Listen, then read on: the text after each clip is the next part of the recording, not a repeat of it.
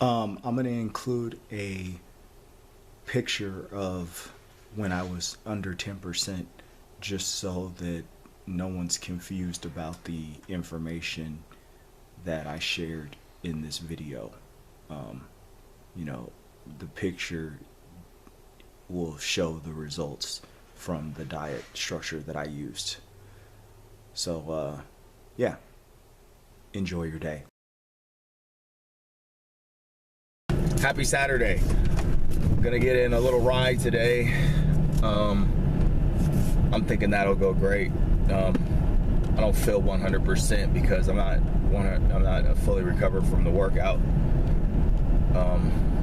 From Thursday, but you know, I'm getting there. Just got a little back thing going on and just some, you know, little mild irritations just because, you know, we really pushed it the other day. And I don't know, you know, when you're in a deficit, you have to make a lot of changes to the way that you train because the body just isn't, you know, cortisol is going up, you know, your stress is higher because your body's trying to recover with limited resources, and it's just a really, you know, for me, it's never been easy, you know, and that's just being real. It's never been easy, you know, and that's the reason why, you know, I refuse to go back to those radical approaches because those radical approaches were, you know, I'm not going to say that they were necessarily stressful because of the place I was at mentally in my life at the time. Those approaches suited the manner in which my life was playing out. So it worked then, but now I'm just in a different place mentally and my lifestyle is different. And, you know, things like my son's older, he wants to do things, you know, and he wants to go places where, you know, I'm gonna have to eat out. And, you know, back then it wasn't like that. You know, back then he was younger, he didn't really have as many, you know, wants and needs and desires. You know, you got to do that with you got to do stuff with your kids. They got to see stuff. So, you know, that's a big one. You know, not blaming my kid or anything. You know, lifestyles change. I'm just a different person now than I was in just thinking about the last, like, kind of radical approach. The most radical, the one that got me the best results, and that was, you know, pretty much the apple diet.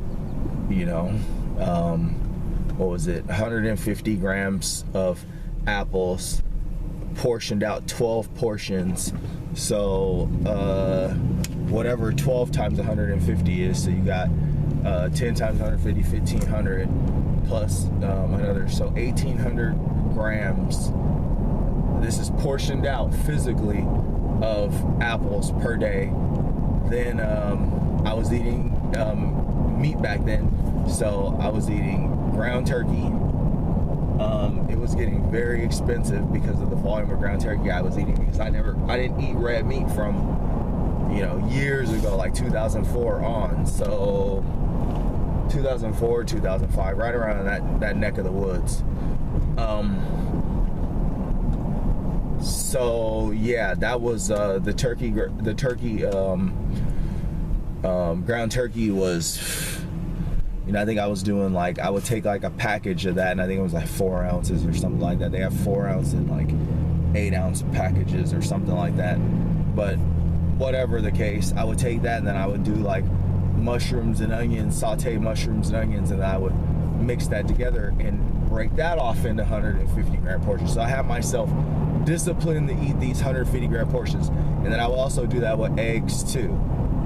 You know, whatever vegetable, dice that up, you know, blend it with the eggs, and then I was eating that, you know, so I was getting like carbs through the apples, and I would eat other things from time to time, but those were the staples.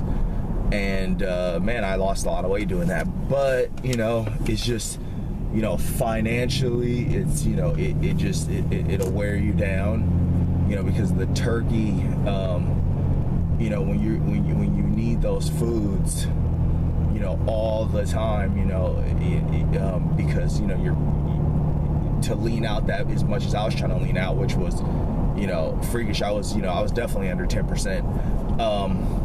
When you're getting down into those levels of fat loss, you know, you got to eat a lot of protein to stay full.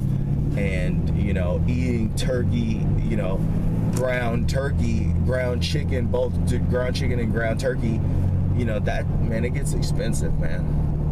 And so, you know, but I got results on that diet. And you know, what I've been thinking about lately is something like that. But, you know, it's difficult because I don't eat meat now, you know, so, you know, and that's pretty much what I wanted to talk about for the most part today was, you know, like, how do you really lean out without being able to eat meat, man? You know, I really, you know, that's my biggest challenge right now, because, you know, I can't go back to being raw vegan, not if I want to continue lifting like I do, you know, but I may have to have, you know, like some, you know, kind of, you know, piece of that.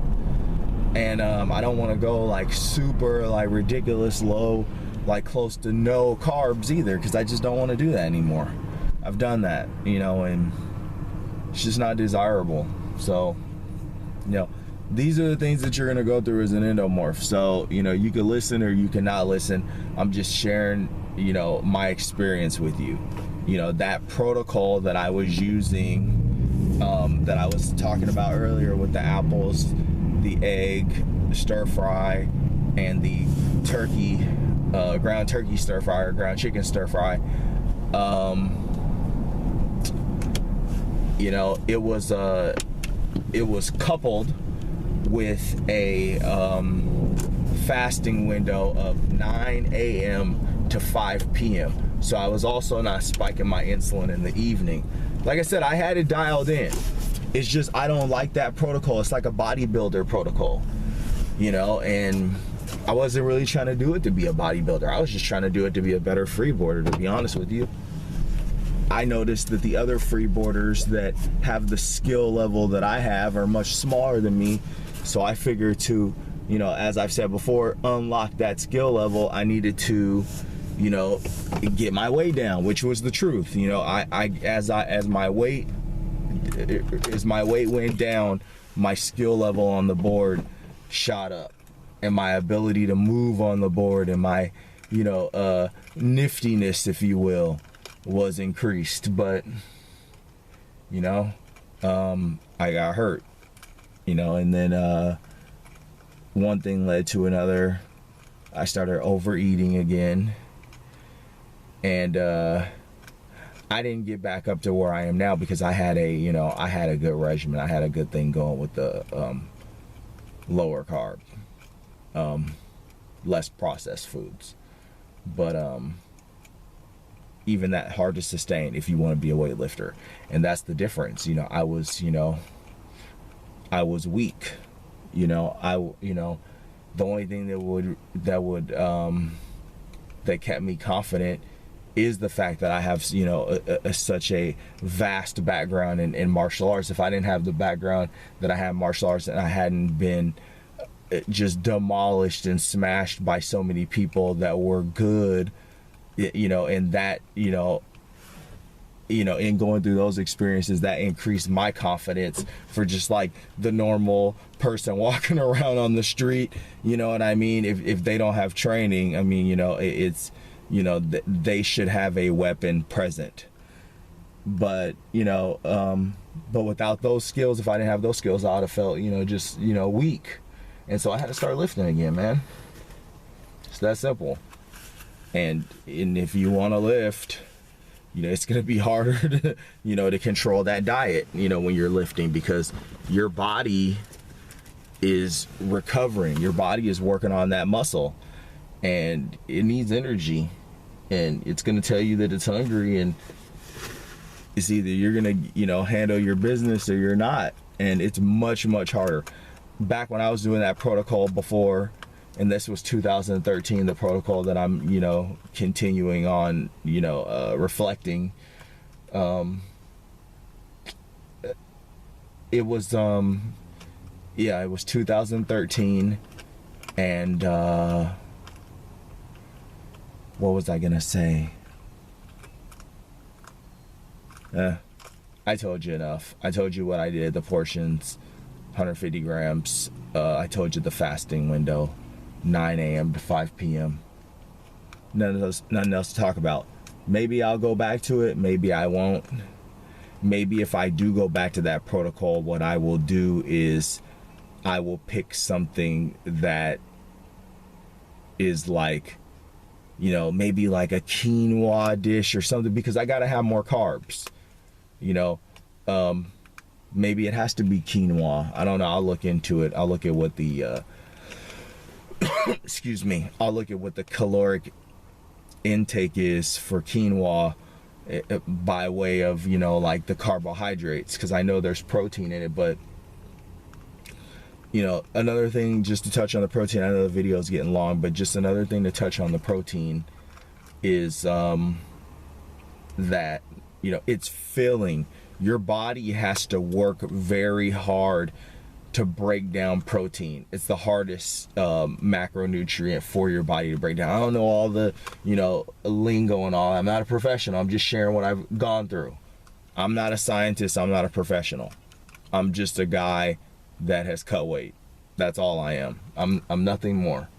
You know, I know some things, but I'm not a professional. So if you're here for a professional opinion, then you need to go elsewhere.